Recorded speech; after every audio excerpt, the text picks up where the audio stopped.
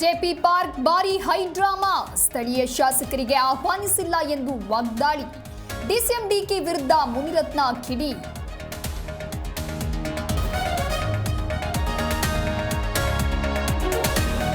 ನನ್ನ ಹತ್ಯೆ ಮಾಡಲು ರೌಡಿಗಳನ್ನ ಕರೆಸಿದ್ರು, ರಾಮನಗರ ಚನ್ನಪಟ್ಟಣದಿಂದ ಬಂದಿದ್ರು.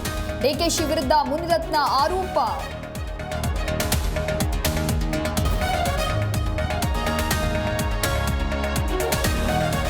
ನಮಗೆ ಅವಮಾನಿಸಲು ಅವರು ಬಂದಿದ್ದಾರೆ. ಶಾಸಕ ಮುನಿರತ್ನಗೆ ತಾಳ್ಮೆನೇ ಇಲ್ಲ, ನೀವೇ ಉತ್ತರ ನೀಡಿ ಎಂದ ಡಿಕೆಶಿ.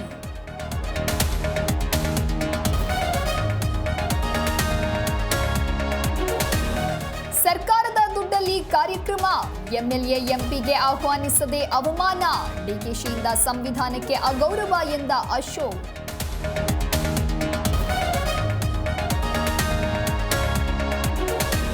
ಆರ್ಎಸ್ಎಸ್ ಶತಮಾನೋತ್ಸವ ಹಿನ್ನೆಲೆ 100 ಕಡೆ ಗಣವೇಷಧಾರಿಗಳಿಂದ ಪಥಸಂಚಲನ.